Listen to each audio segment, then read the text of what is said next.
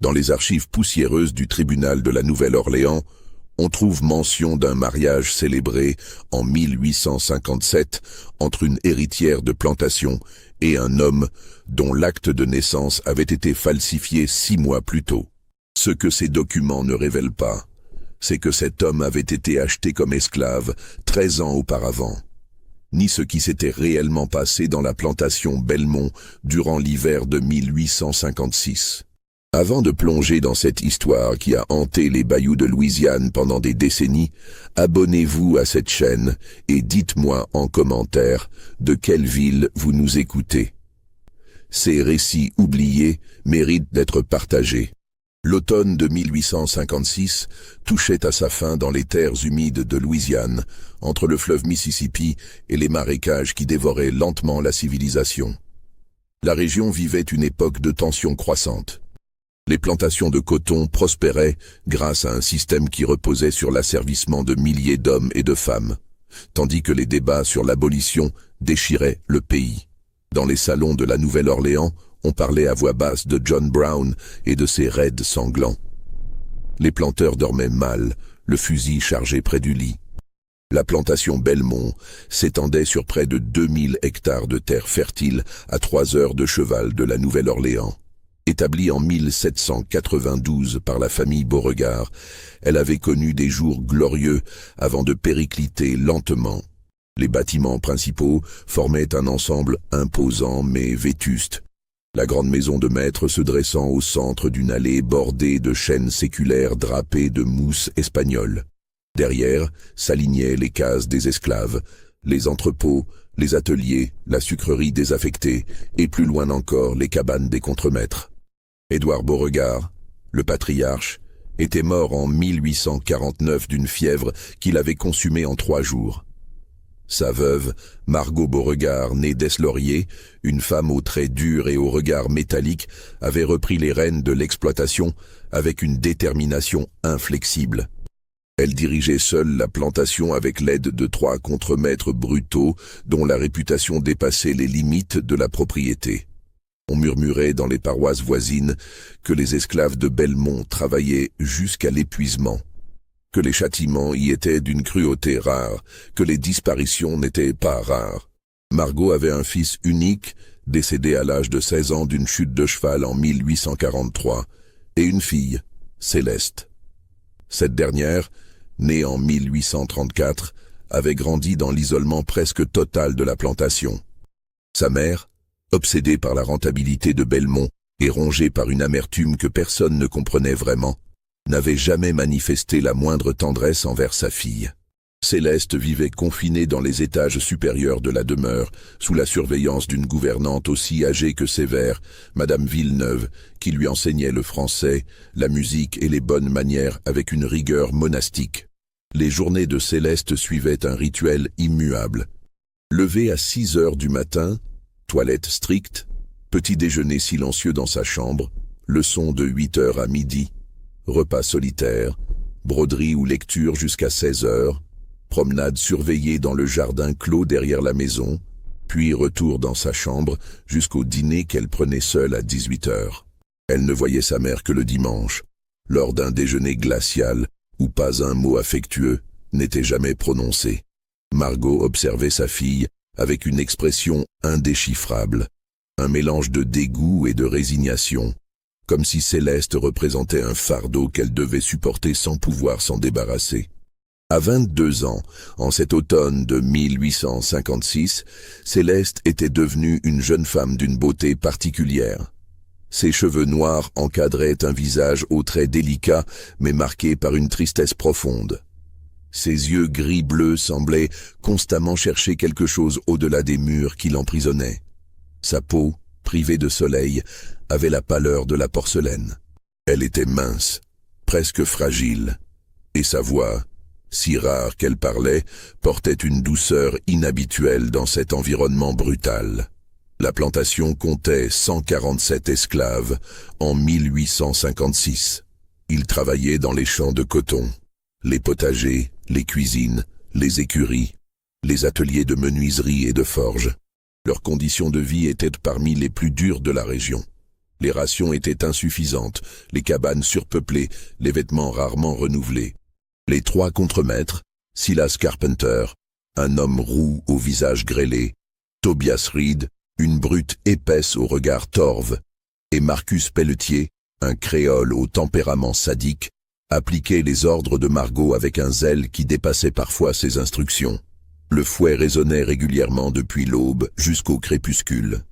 Parmi ces hommes et ces femmes réduits en esclavage vivait un individu dont la présence ne pouvait passer inaperçue.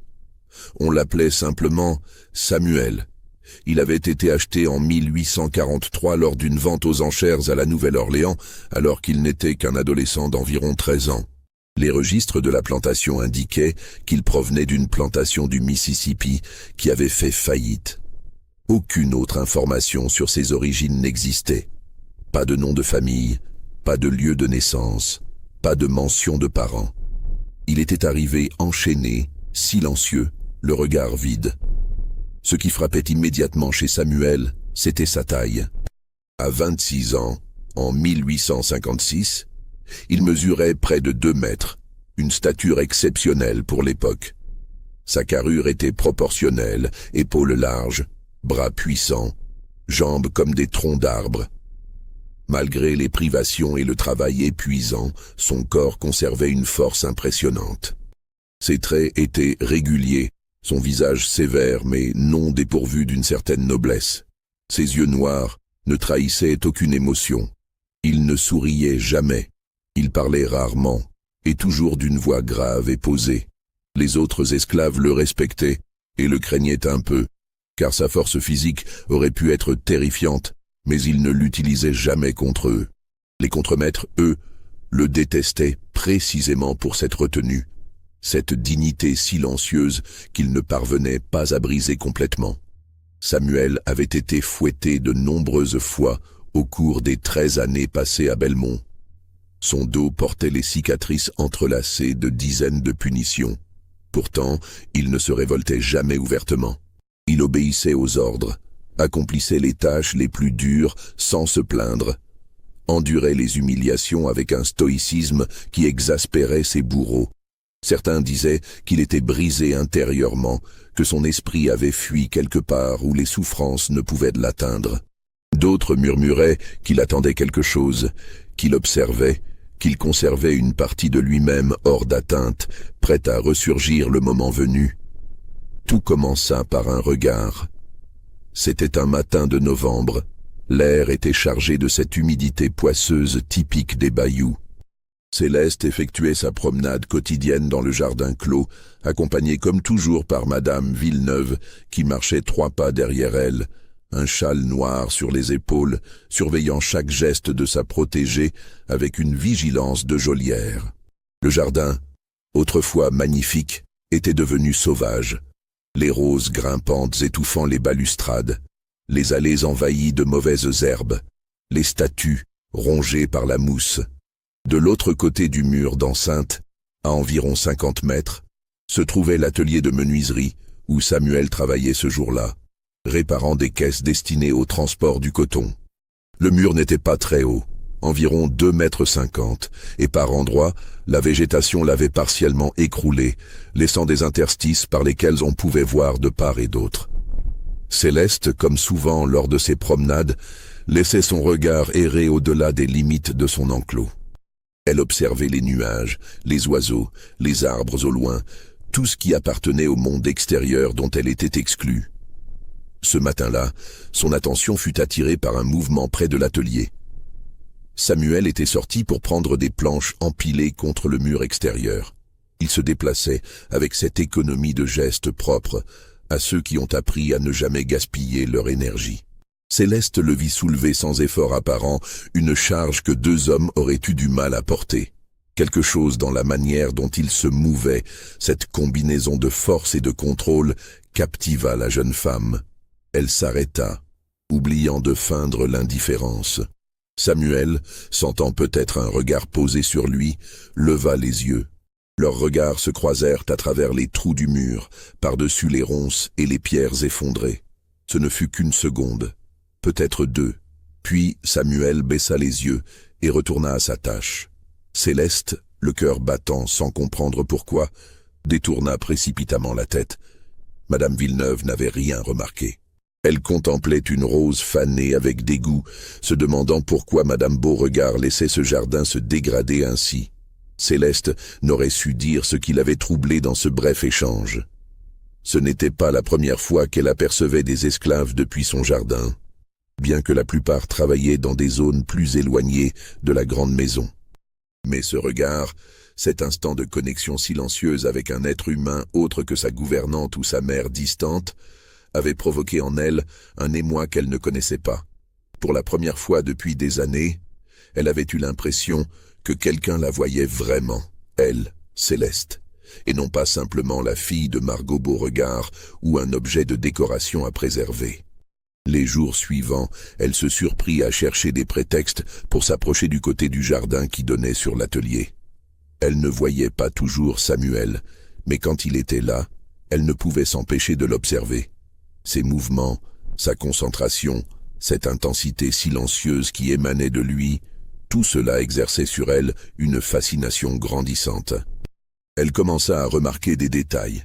La manière dont il essuyait la sueur de son front avec son avant-bras, la façon dont ses mains, malgré leur taille, manipulaient les outils avec précision, l'expression de son visage lorsqu'il croyait que personne ne le regardait, une tristesse infinie mêlée à une détermination farouche.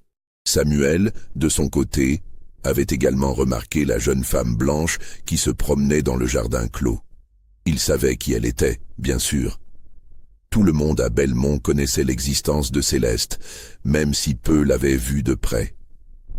On disait qu'elle était prisonnière de sa propre mère, que Margot Beauregard la gardait enfermée pour des raisons que personne ne comprenait vraiment.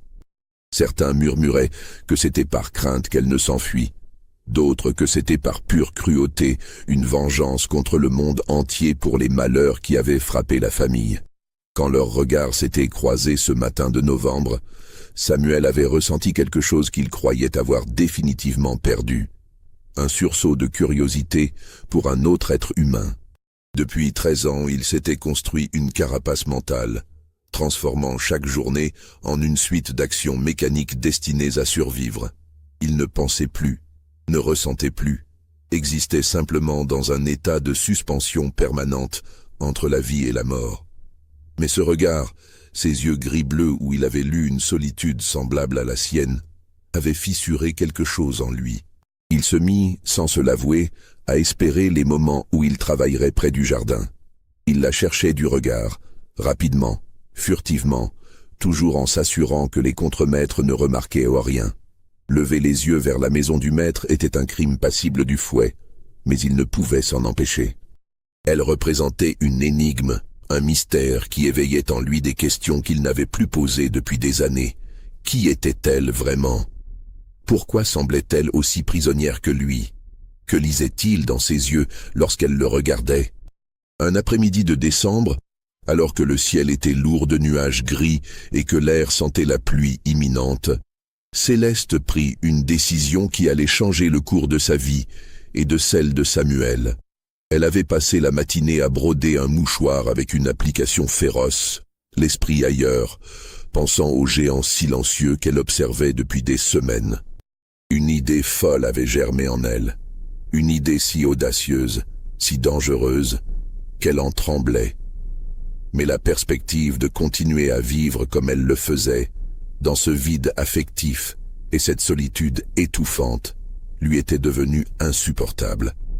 Ce jour-là, Madame Villeneuve souffrait d'une migraine, Céleste, feignant l'inquiétude, avait insisté pour que sa gouvernante se repose, promettant de rester sagement dans sa chambre. La vieille femme, épuisée, avait accepté à contre-cœur, non sans avoir verrouillé la porte de l'extérieur, une précaution habituelle. Mais Céleste, au cours des années, avait appris à crocheter cette serrure rudimentaire avec une épingle à cheveux. Dès que les pas de Madame Villeneuve se furent éloignés dans le couloir, la jeune femme entreprit de s'évader de sa chambre. Elle descendit l'escalier de service, empruntant des couloirs qu'elle connaissait peu, le cœur battant à tout rompre. La grande maison était silencieuse à cette heure, sa mère étant partie inspecter les champs avec les contremaîtres. Les domestiques travaillaient dans les cuisines ou les dépendances. Céleste atteignit une porte latérale qui donnait sur l'arrière de la propriété et se glissa dehors. L'air libre, même chargé d'humidité et de menaces d'orage, lui parut délicieux. Elle n'avait pas quitté l'enceinte de la maison et du jardin clos depuis des années. Ses jambes tremblaient, autant d'excitation que de peur. Elle longea le mur extérieur du jardin, cherchant l'endroit où les pierres s'étaient effondrées et où la vue sur l'atelier était la meilleure. Lorsqu'elle arriva près de la brèche, elle entendit le bruit régulier d'une scie. Samuel était là, seul dans l'atelier, penché sur un établi. Céleste s'approcha, retenant son souffle. Elle ne savait pas exactement ce qu'elle allait faire, mais elle devait lui parler. Elle devait briser ce silence, établir un contact réel, ne serait-ce qu'une fois. « Monsieur » murmura-t-elle d'une voix à peine audible. Samuel se figea. Pendant un instant, il ne bougea pas, comme s'il n'était pas certain d'avoir entendu quelque chose. Puis, lentement, il se redressa et tourna la tête vers la brèche dans le mur. Il vit Céleste, debout de l'autre côté, agrippée aux pierres, le visage pâle, les yeux agrandis par l'audace de son geste. Il jeta un coup d'œil rapide autour de lui, vérifiant que personne n'était en vue, puis s'approcha du mur à pas lents, comme on s'approche d'un animal blessé qu'on ne veut pas effrayer. « Mademoiselle, dit-il à voix basse, vous ne devriez pas être ici. Si on vous voit... » Je sais, coupa Céleste, mais il fallait que je vous parle. Je vous observe depuis des semaines. Je ne peux plus continuer à vivre comme je vis. Samuel fronça les sourcils décontenancé. Mademoiselle, je ne comprends pas. Appelez-moi Céleste, s'il vous plaît. Mon nom est Céleste. Un silence lourd s'installa entre eux. Les premières gouttes de pluie commencèrent à tomber, ponctuant le sol poussiéreux autour d'eux. Vous ne pouvez pas être ici, répéta Samuel, mais sa voix avait perdu de sa fermeté. Il y avait dans le regard de cette jeune femme quelque chose qui le déstabilisait profondément. Une vulnérabilité mêlée à une détermination farouche. « Je suis prisonnière dans cette maison depuis que j'ai 8 ans, dit Céleste rapidement, comme si elle craignait de ne pas avoir le temps de tout dire. Ma mère me garde enfermée. Je ne sais pas pourquoi. Je n'ai jamais eu d'amis, jamais connu la moindre tendresse. Je vis dans une cage dorée où chaque journée ressemble à la précédente. Et vous êtes la première personne qui m'ait regardé comme si j'existais vraiment. » Samuel baissa les yeux troublés. « Je suis un esclave, mademoiselle Céleste. Vous êtes la fille du maître. Nous ne pouvons pas... Je sais ce que nous sommes censés être l'un pour l'autre. Mais nous sommes aussi 2 êtres humains qui souffrent, n'est-ce pas ?» La pluie tombait plus fort maintenant, trempant leurs vêtements. Samuel savait qu'il devait partir, retourner à son travail, oublier cette conversation insensée. Mais il ne bougeait pas. Les mots de Céleste résonnaient en lui, réveillant des émotions qu'il avait enfouies depuis si longtemps qu'il les croyait mortes. « Que voulez-vous de moi ?» demanda-t-il finalement.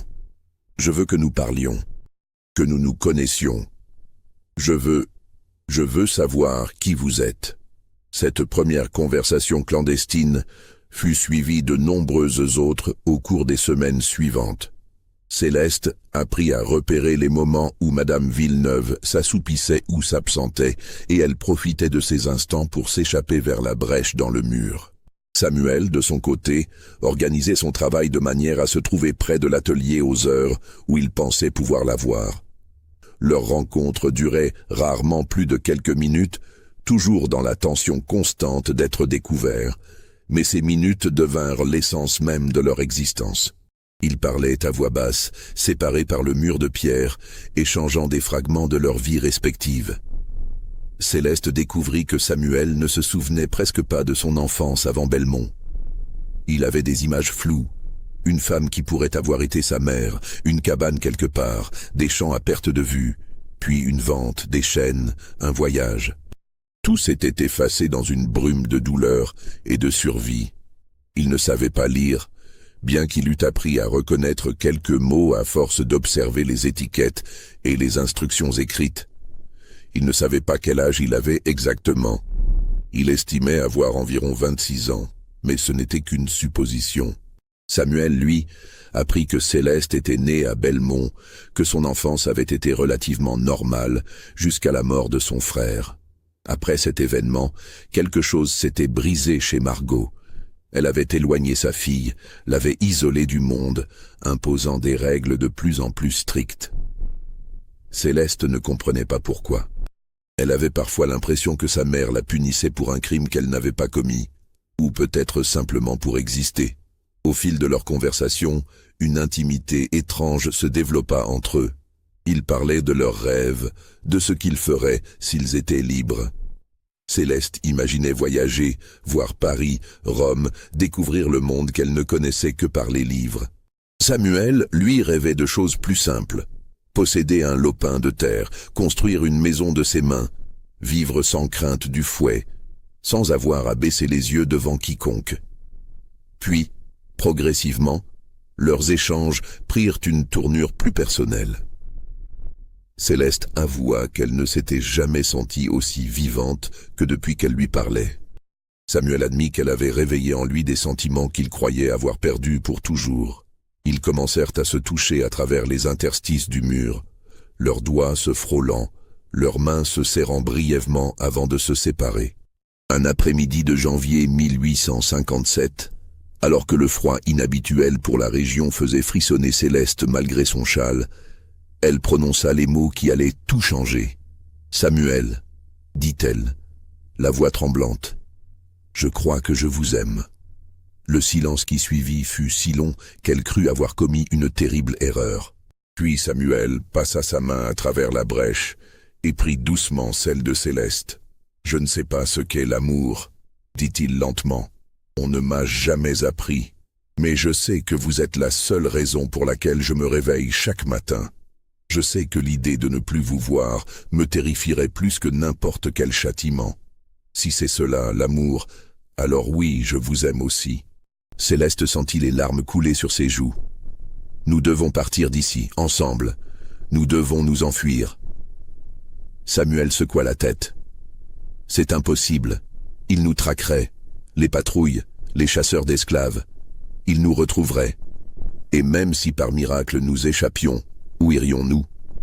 Je suis un esclave en fuite. Vous êtes une femme blanche. Personne ne nous aiderait. Alors nous devons trouver un autre moyen. » La détermination dans la voix de Céleste était totale. Ce fut Céleste qui conçut le plan. Durant les jours suivants, elle réfléchit avec une intensité féroce, examinant chaque angle, chaque possibilité. Elle avait accès à la bibliothèque de la maison, une pièce poussiéreuse où personne n'allait jamais, remplie de livres que son père avait collectionnés. Elle y passa ses après-midi, prétendant lire des romans. Mais en réalité, elle étudiait des ouvrages juridiques, des codes, des traités sur les lois de la Louisiane. Elle découvrit une information cruciale.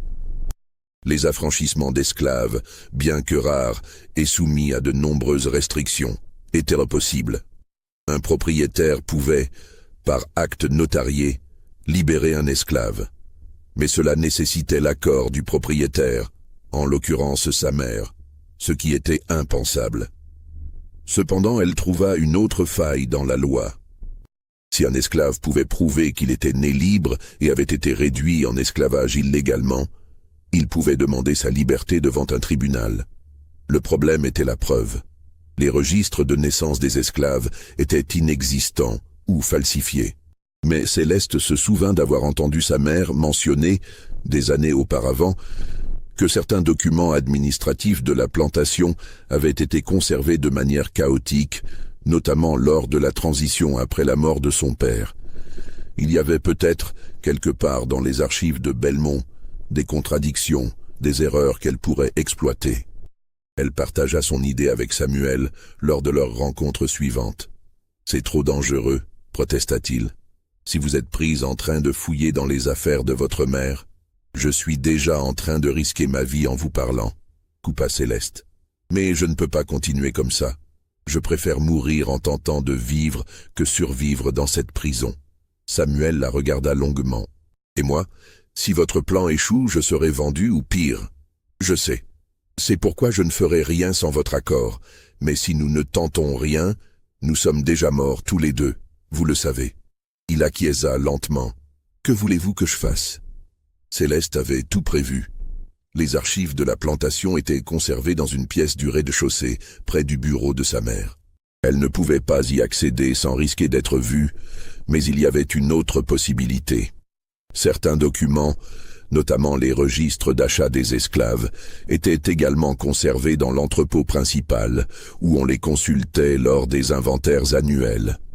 Samuel, en tant qu'esclave travaillant occasionnellement à divers endroits de la plantation, pouvait avoir accès à cet entrepôt avec une excuse plausible. « Je veux que vous trouviez votre registre d'achat », expliqua Céleste. « Je veux savoir exactement ce qui est écrit. Date, lieu, vendeur, toutes les informations.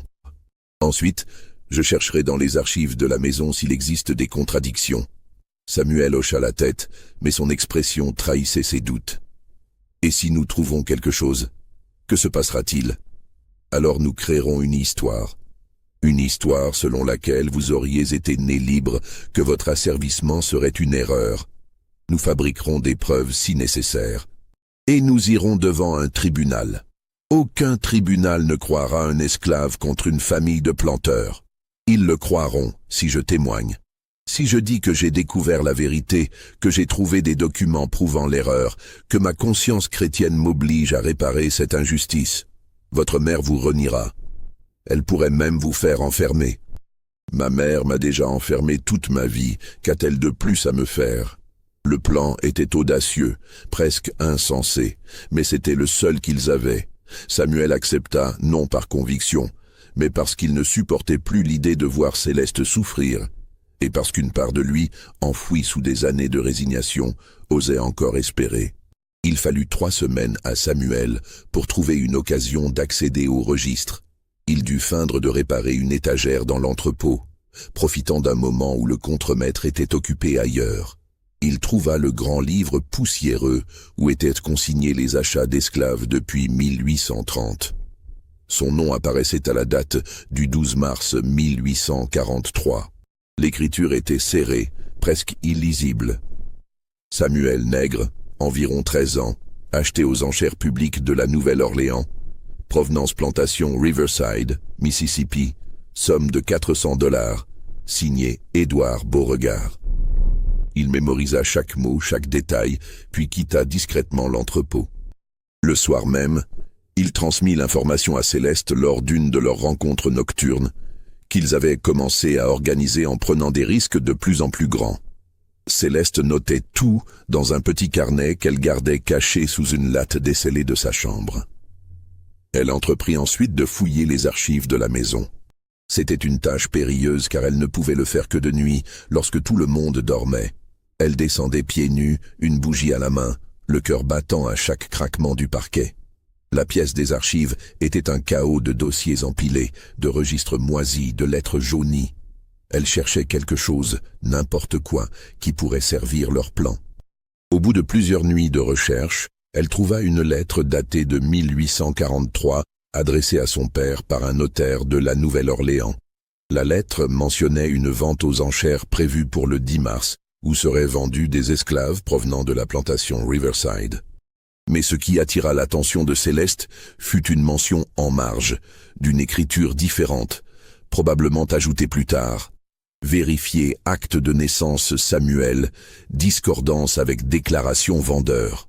Son cœur s'emballa. Cette note pouvait tout signifier ou rien du tout. Mais c'était une faille, une ambiguïté qu'elle pouvait exploiter. Elle chercha frénétiquement d'autres documents liés à cette vente, mais ne trouva rien. Soit les papiers avaient été perdus, soit ils n'avaient jamais existé. Céleste prit alors une décision qui scellera le destin de tous les protagonistes de cette histoire. Elle allait fabriquer les preuves manquantes. Elle savait que c'était un crime. Falsifier des documents était passible de prison, voire pire. Mais elle était allée trop loin pour reculer. Elle avait dans sa chambre des feuilles de papier vieillies qu'elle utilisait pour sa correspondance, bien qu'elle n'eût personne à qui écrire. Elle avait également accès à l'encrier de Madame Villeneuve. Elle passa les nuits suivantes à s'entraîner à imiter l'écriture de son père, qu'elle connaissait grâce aux quelques lettres qu'il avait écrites à sa mère et qu'elle avait trouvées dans les archives. Elle rédigea un document censé être un acte de naissance, daté de 1830, provenant d'une paroisse fictive du Mississippi, stipulant que Samuel était né libre de parents affranchis. Le document était volontairement imparfait, avec des taches d'encre, des pliures, pour paraître authentique. Elle créa également une lettre fictive d'un notaire aujourd'hui décédé, mentionnant des doutes sur la légalité de la vente de Samuel. Mais Céleste savait que ces documents, aussi bien faits soient-ils, ne suffiraient pas. Il lui fallait un levier plus puissant, quelque chose qui forcerait sa mère à coopérer, ou du moins à ne pas s'opposer trop violemment. Et elle savait exactement ce qu'elle allait utiliser. Si cette histoire vous donne des frissons, n'hésitez pas à liker et à commenter ce que vous pensez qu'il s'est passé ensuite. Le pire est encore à venir. Un soir de février 1857, Céleste décida qu'il était temps d'affronter sa mère. Elle avait tout préparé, les faux documents cachés dans sa chambre, les arguments qu'elle répéterait dans sa tête depuis des semaines, et surtout, l'arme secrète qu'elle avait découverte par hasard quelques années auparavant, et qu'elle n'avait jamais osé utiliser. Lorsqu'elle avait 16 ans, Céleste avait entendu par inadvertance une conversation entre sa mère et Madame Villeneuve. Elle parlait à voix basse dans le bureau, croyant que Céleste dormait à l'étage. La jeune fille, insomniaque cette nuit-là, était descendue chercher un livre et s'était immobilisée en entendant prononcer le nom de son frère décédé. « Il faut que personne ne sache jamais », disait Margot d'une voix dure. « Si la vérité éclatait, nous serions ruinés. Céleste ne doit jamais savoir. »« Mais madame, » répondait Madame Villeneuve, « elle finira par se poser des questions. Elle ne saura rien. J'ai brûlé tous les documents. Le médecin est mort l'année dernière. Il ne reste que vous et moi. Et vous garderez le silence, n'est-ce pas ? » ?»« Bien sûr, madame. Mais cet enfant, la façon dont vous la traitez, je la traite comme elle mérite d'être traitée. C'est déjà une charité de ne pas l'avoir envoyée dans un couvent. » Céleste n'avait pas compris grand-chose à cette conversation énigmatique, mais elle avait senti que sa mère cachait quelque chose de grave lié à la mort de son frère. Au fil des années, elle avait reconstitué les pièces du puzzle en observant les réactions de Margot, ses colères inexplicables, ses regards chargés de haine. Elle en était arrivée à une conclusion terrible. Son frère n'était pas mort accidentellement, et sa mère était impliquée d'une manière ou d'une autre. Elle n'avait jamais eu de preuves concrètes, mais elle savait que Margot vivait dans la peur constante que ce secret soit révélé. C'était cette peur que Céleste allait exploiter. Elle demanda à voir sa mère un dimanche après-midi, prétextant vouloir discuter de son avenir. Margot, surprise par cette demande inhabituelle, accepta de la recevoir dans son bureau. Céleste entra, le dos droit, les mains jointes devant elle, affichant un calme qu'elle était loin de ressentir. « Que veux-tu » demanda Margot sèchement, ne levant même pas les yeux des registres qu'elle examinait. « Je veux vous parler de Samuel. » Margot leva enfin la tête, les sourcils froncés. « Qui ?»« L'esclave menuisier, le grand, celui qui travaille dans l'atelier près du jardin. »« Et alors ? Qu'a-t-il fait ? Il sera fouetté si... » « Il n'a rien fait, » coupa Céleste. « Mais j'ai découvert quelque chose, des documents dans les archives du père. Des documents qui prouvent que Samuel a été réduit en esclavage illégalement. Il est né libre. Son acte de naissance existe. Il y a eu une erreur lors de la vente. » Le visage de Margot se ferma complètement. « Tu divagues. Cet homme est ma propriété, achetée légalement. Non, mère. J'ai les preuves. Des lettres, des actes. Je peux les montrer à un tribunal. Je peux témoigner. » Margot se leva brusquement, contournant son bureau pour s'approcher de sa fille. « Tu n'oseras jamais. Tu sais ce qui t'arriverait si tu me trahissais ? Je sais. Mais je suis prête à prendre ce risque. À moins que vous acceptiez de la franchir. » « La franchir ? Es-tu devenue folle ? Jamais je ne... Alors, j'irai devant les autorités. Et je leur parlerai également de mon frère. de la vraie raison de sa mort, de ce que vous avez fait. Le silence qui suivit fut glacial. Margot devint livide, ses mains se crispèrent sur le bord du bureau. « Tu ne sais rien » siffla-t-elle. « Je sais suffisamment. Suffisamment pour détruire votre réputation, pour faire ouvrir une enquête. Même si je n'ai pas toutes les preuves, le scandale seul suffirait à vous ruiner socialement. Vous seriez chassé de la bonne société de la Nouvelle-Orléans. Belmont serait entaché à jamais. » Margot leva la main pour gifler sa fille, mais Céleste ne broncha pas. « Frappez-moi si vous voulez. Cela ne changera rien. Affranchissez Samuel, ou je révèle tout. » La mère et la fille se défièrent du regard pendant ce qui sembla une éternité. Finalement, Margot recula, les épaules affaissées. « Pourquoi » demanda-t-elle d'une voix éteinte. « Pourquoi lui ? Parce que je l'aime. » Margot eut un rire amer. « Tu l'aimes, une fille de planteur amoureuse d'un esclave. Quelle ironie grotesque. Libérez-le. Puis laissez-nous partir.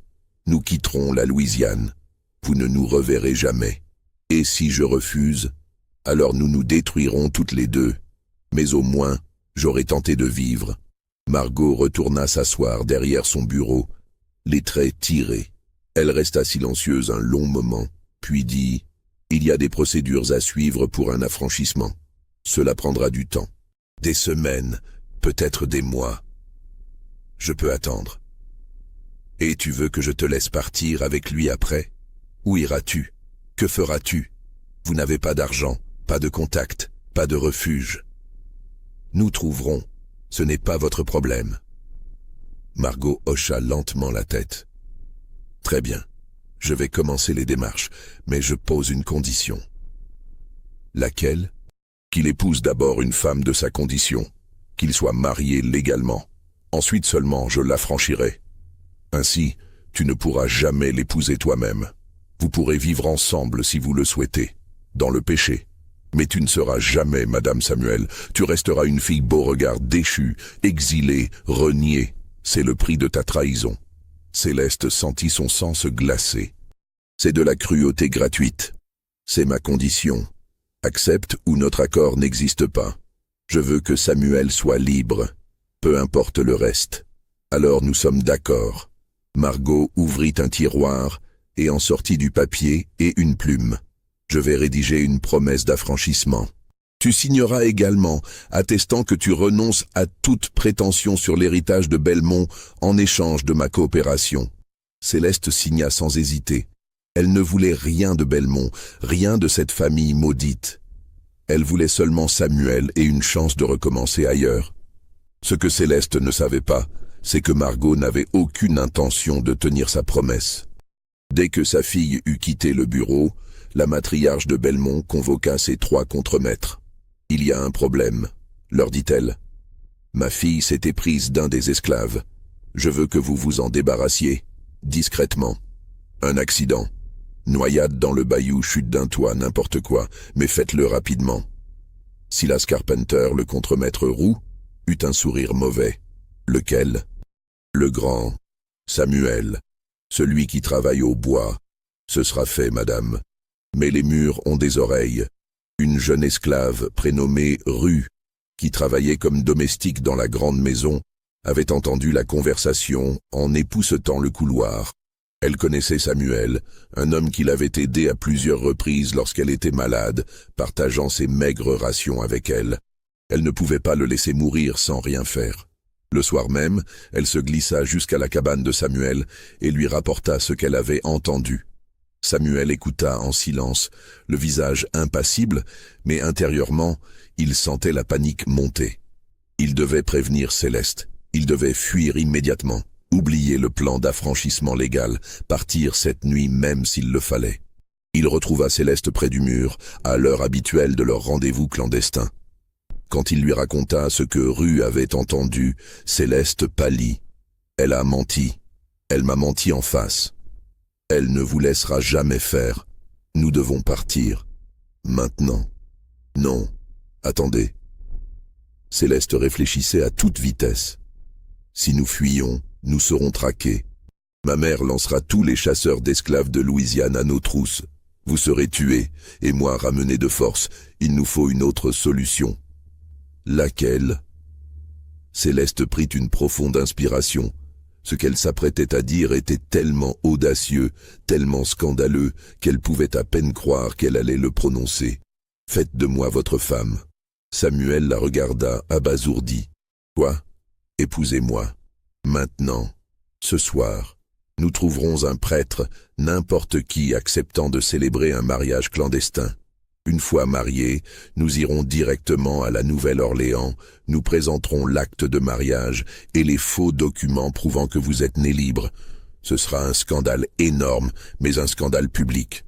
Ma mère ne pourra pas vous faire tuer discrètement si tout le monde sait que vous êtes mon mari. Elle sera obligée de nous laisser partir pour éviter une humiliation encore plus grande. Aucun prêtre n'acceptera de nous marier. C'est illégal, un esclave ne peut pas épouser une blanche. Pas un prêtre catholique, non.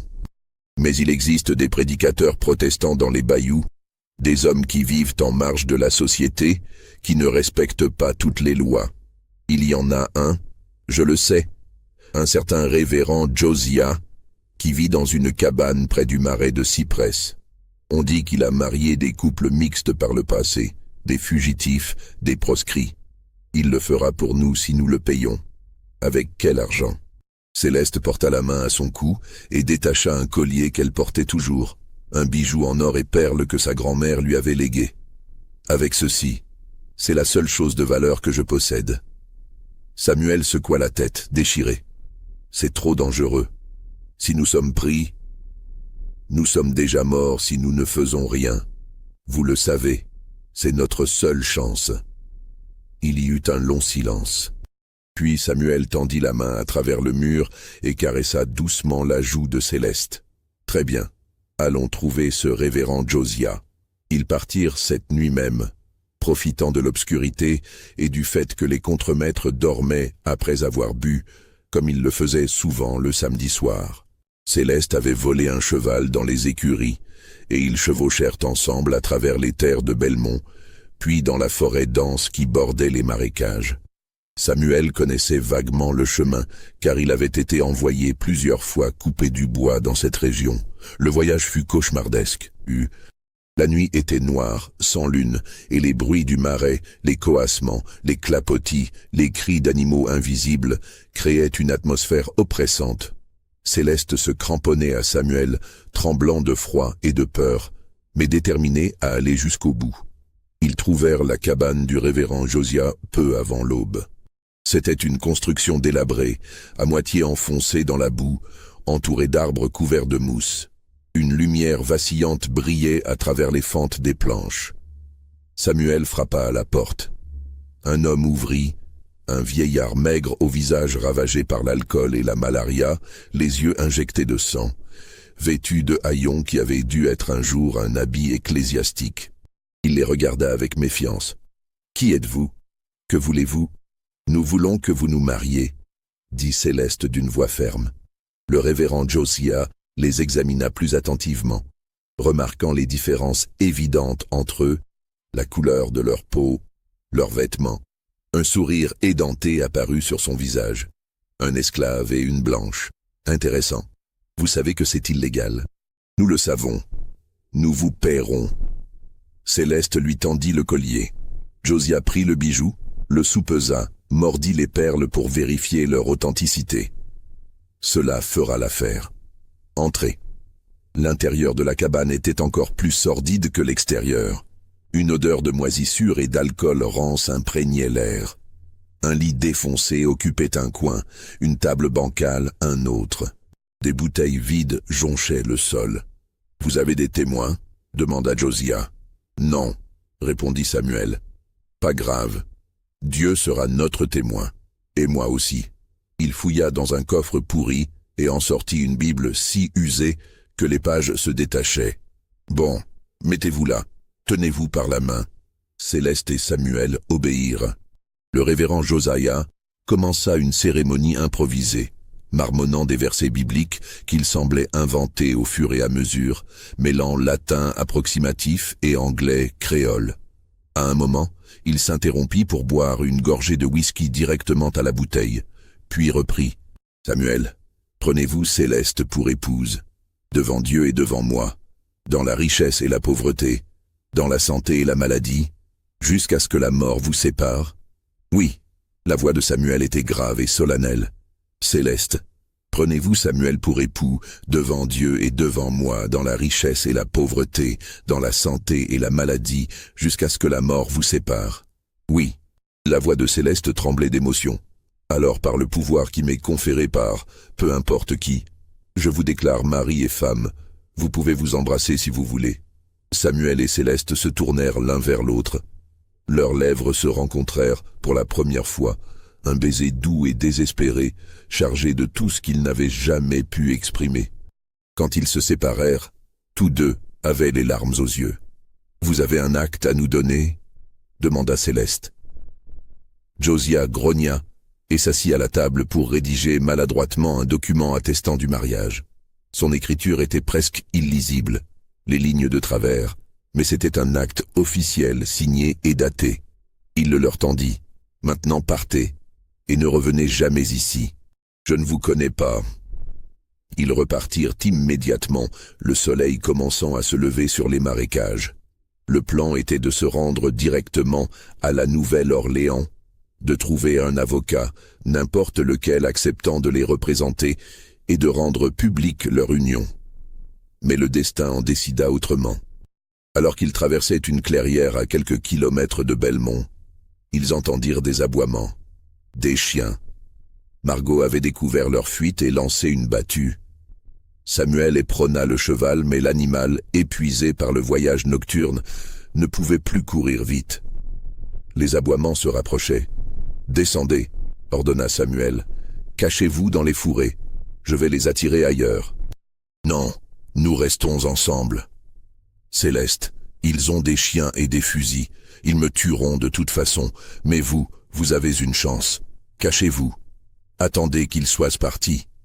Puis allez à la Nouvelle-Orléans, montrez l'acte de mariage. Racontez notre histoire. Faites-la connaître. C'est la seule vengeance possible. Je ne vous laisserai pas. » Samuel descendit du cheval et la força à descendre également. Il la poussa vers les buissons. « Allez, maintenant. » Les larmes ruisselant sur son visage, Céleste obéit. Elle se cacha dans les fourrés denses, retenant son souffle, alors que Samuel remontait sur le cheval et repartait au galop dans la direction opposée. Les chasseurs apparurent quelques minutes plus tard. Silas Carpenter, Tobias Reed et 4 autres hommes, accompagnés de chiens de chasse. Ils virent Samuel sur le cheval et se lancèrent à sa poursuite avec des cris sauvages. Céleste resta cachée, tremblante, écoutant les bruits de la chasse qui s'éloignait. Puis, un coup de feu déchira le silence, puis un autre, puis plus rien. Elle attendit une éternité, ou peut-être quelques minutes, elle ne savait plus. Puis elle entendit les voix des hommes qui revenaient, riant, se félicitant mutuellement. Le nègre accourut comme un lièvre, mais il n'est pas allé loin. Madame Beauregard sera contente. Le problème est réglé. Qu'est-ce qu'on fait du corps? On le jette dans le marais. Les alligators s'en occuperont. Ils passèrent près de l'endroit où Céleste était cachée sans la voir, traînant derrière eux quelque chose enveloppé dans une toile. Elle vit du sang goutter sur le sol. Quand ils furent repartis, Céleste sortit de sa cachette et courut dans la direction où Samuel avait été tué. Elle trouva l'endroit grâce aux traces de sang sur l'herbe. Il y en avait beaucoup, trop. Elle tomba à genoux, secouée de sanglots silencieux. Samuel était mort, mort pour elle.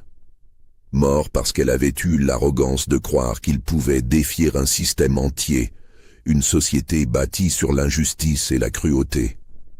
Mais au milieu de son désespoir, quelque chose en elle se durcit.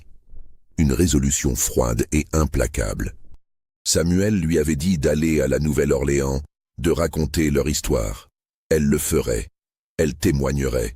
Elle ferait payer sa mère, les contremaîtres, tous ceux qui avaient participé à ce meurtre. Elle se releva, essuya ses larmes, et commença à marcher vers la ville, serrant l'acte de mariage contre sa poitrine. L'histoire de ce qui s'est passé ensuite est fragmentée, racontée à travers des bribes de témoignages, des articles de journaux jaunis, des rumeurs transmises de génération en génération dans les familles créoles de Louisiane. Céleste atteignit la Nouvelle-Orléans 3 jours plus tard, épuisée, affamée, à moitié folle de chagrin. Elle se présenta au bureau d'un avocat abolitionniste connu, maître Henri Dufresne, et lui raconta toute l'histoire. Elle lui montra l'acte de mariage du révérend Josiah, les faux documents qu'elle avait fabriqués concernant la naissance libre de Samuel, et témoigna du meurtre dont elle avait été témoin. Maître Dufresne, bien qu'initialement sceptique face à certains éléments du récit, fut ému par la sincérité évidente de Céleste et par l'horreur de ce qu'elle décrivait. Il accepta de porter l'affaire devant les autorités. Ce qui suivit fut un scandale retentissant. Les journaux de la Nouvelle-Orléans s'emparèrent de l'histoire. Une héritière épouse secrètement un esclave. Meurtre brutal dans une plantation de Louisiane. Une famille de planteurs accusés de crime. L'affaire divisa la société. Les abolitionnistes célébrèrent Céleste comme une héroïne courageuse. Une femme qui avait osé défier les conventions pour l'amour. Les planteurs et leurs sympathisants la dénoncèrent comme une traîtresse, une folle, une criminelle qui avait sali l'honneur de sa famille. Margot Beauregard nia farouchement toutes les accusations. Elle affirma que sa fille était dérangée mentalement, que Samuel avait kidnappé Céleste et tenté de s'enfuir avec elle, que les contremaîtres avaient agi en légitime défense lorsque l'esclave avait attaqué. Elle présenta des témoins, d'autres esclaves de Belmont qu'elle avait forcés à mentir sous peine de châtiment terrible. Le procès qui s'ensuivit dura 6 mois. Ce fut un des événements judiciaires les plus suivis de Louisiane en cette année 1857. Les tensions raciales et politiques de l'époque s'y concentrèrent. Finalement, le tribunal, composé principalement de propriétaires d'esclaves sympathisant avec Margot, déclara que le mariage entre Céleste et Samuel était illégal et donc nul. Les accusations de meurtre contre les contremaîtres furent abandonnées faute de preuves suffisantes. Les faux documents fabriqués par Céleste furent découverts et utilisés contre elle. Elle fut déclarée coupable de falsification et condamnée à être internée dans un asile psychiatrique. Margot avait gagné. Belmont était sauvé. Céleste était enfermée, cette fois légalement et définitivement. Mais il y avait un détail que personne ne connaissait encore, un détail qui allait tout changer. 3 mois après le procès, alors qu'elle était internée à l'asile de Charity à la Nouvelle-Orléans, Céleste accoucha d'un enfant, un garçon à la peau claire mais aux traits qui trahissait son héritage mixte. L'enfant fut immédiatement retiré à Céleste et placé dans un orphelinat. Mais maître Dufresne, qui n'avait jamais abandonné la cause de sa cliente, découvrit l'existence du bébé. Il engagea de nouvelles procédures, arguant que l'enfant, en tant que fils d'un homme potentiellement né libre, même si le mariage n'était pas reconnu, ne pouvait être réduit en esclavage. Ce second combat juridique dura encore 2 ans. Pendant ce temps, Céleste se détériorait dans l'asile. Les traitements de l'époque, bains glacés, saignées, isolement prolongé, détruisaient lentement son esprit. Elle ne parlait presque plus, passait ses journées à fixer le vide, serrant contre elle une poupée de chiffon qu'une infirmière compatissante lui avait donnée. En 1859, le tribunal rendit finalement un verdict concernant l'enfant.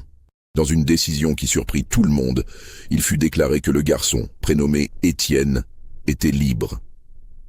La raison invoquée était ambiguë, basée sur une technicité juridique concernant le statut de sa mère au moment de sa naissance. Mais le résultat était là. Étienne ne serait pas esclave. Maître Dufresne prit l'enfant sous sa protection, l'éleva comme son propre fils. Étienne grandit sans jamais connaître sa mère, qui mourut en 1862 dans l'asile, officiellement de tuberculose, mais certains murmurèrent qu'elle s'était laissée mourir de chagrin. Margot Beauregard survécut à sa fille de quelques années. La plantation Belmont déclina rapidement après la guerre de sécession. L'abolition de l'esclavage en 1865 ruina définitivement l'exploitation. Margot mourut seule en 1868. Trouvée dans son lit par une ancienne esclave, devenue servante salariée. On dit que son visage portait une expression de terreur, comme si elle avait vu quelque chose d'horrible dans ses derniers instants. Quant au corps de Samuel, il ne fut jamais retrouvé. Les recherches effectuées dans les marécages après le procès ne donnèrent rien. Certains dirent qu'il avait effectivement été dévoré par les alligators. D'autres murmurèrent des histoires plus étranges. Des esclaves de Belmont, devenus libres après la guerre, racontèrent que parfois, la nuit, ils voyaient une silhouette géante errer près des anciens bâtiments de la plantation. Que des bruits inexplicables venaient de l'atelier de menuiserie abandonné. Que les chiens refusaient de s'approcher de certaines zones du domaine. Mais ce n'étaient que des légendes, nées du traumatisme collectif et du besoin de donner un sens à l'injustice. La vérité, plus prosaïque et plus terrible, était que Samuel était mort ce matin de février, tué par des hommes qui ne voyaient en lui qu'une propriété rebelle. Que Céleste avait passé les dernières années de sa vie enfermée, brisée, ayant tout perdu.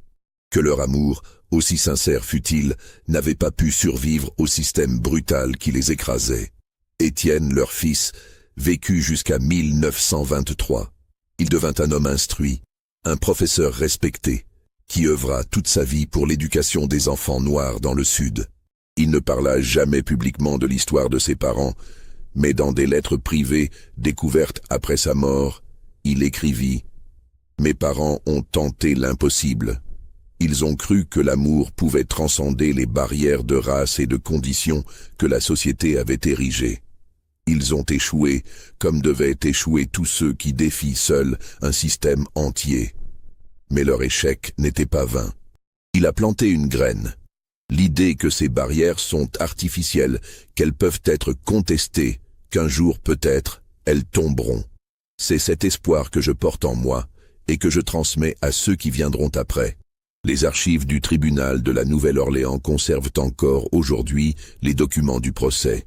L'acte de mariage rédigé par le révérend Josiah y est catalogué, une pièce étrange et dérangeante, témoignage d'un amour impossible et d'une tragédie annoncée. Quant aux bâtiments de la plantation Belmont, ils ont été détruits par un incendie en 1905. Sur le terrain, aujourd'hui recouvert de végétation sauvage, quelques fondations de pierre émergent encore çà et là, vestiges d'un passé que beaucoup préfèrent oublier. Mais ceux qui connaissent l'histoire de Céleste et Samuel, ceux qui ont lu les transcriptions du procès, ceux qui ont entendu les témoignages des descendants d'esclaves de Belmont ne peuvent s'empêcher de se demander « Et si ?» Et si les choses s'étaient passées différemment? Et si Samuel n'avait pas été tué? Et si Céleste avait réussi à prouver la légitimité de leur union? Ce sont des questions sans réponse, des fantômes d'un futur qui n'a jamais existé. Mais elles hantent encore les bayous de Louisiane, murmurés par le vent dans les branches des cyprès, portés par les eaux sombres des marécages. Car au fond, l'histoire de Céleste et Samuel n'est pas seulement leur histoire. C'est l'histoire de tous ceux qui ont aimé contre les lois, qui ont résisté contre l'injustice, qui ont choisi l'humanité plutôt que la conformité. Et dans ce sens, leur échec est aussi leur victoire. Ils ont prouvé que même dans le système le plus oppressif, l'amour et la dignité humaine peuvent survivre, ne serait-ce qu'un instant, comme une flamme dans l'obscurité, avant d'être éteinte. Et c'est peut-être cela, la véritable terreur de cette histoire. Pas les morts, pas les injustices, pas les tragédies personnelles, mais la réalisation que tout cela était légal, accepté, normalisé par la société de l'époque, que des êtres humains pouvaient être achetés et vendus, torturés et tués, sans que personne ne trouve cela anormal, que l'amour entre deux personnes pouvait être criminalisé simplement à cause de la couleur de leur peau. Cette terreur-là, la terreur du système de l'injustice institutionnalisée, est peut-être plus effrayante que n'importe quel fantôme ou monstre imaginaire, car elle était réelle, elle a existé, et ses échos résonnent encore aujourd'hui. Vous venez d'écouter l'une des histoires les plus troublantes et les plus tragiques de l'histoire de la Louisiane. Une histoire d'amour impossible, de courage, de trahison et d'injustice. Une histoire qui nous rappelle les horreurs du passé et l'importance de ne jamais les oublier. Si cette histoire vous a ému, si elle vous a fait réfléchir, partagez-la. Commentez ce que vous en pensez. Abonnez-vous à cette chaîne pour découvrir d'autres récits oubliés qui méritent d'être racontés. Et posez-vous cette question. Si vous aviez été à la place de Céleste ou de Samuel, qu'auriez-vous fait? Auriez-vous eu le courage de défier le monde entier pour ce que vous croyiez juste? L'histoire attend vos réponses.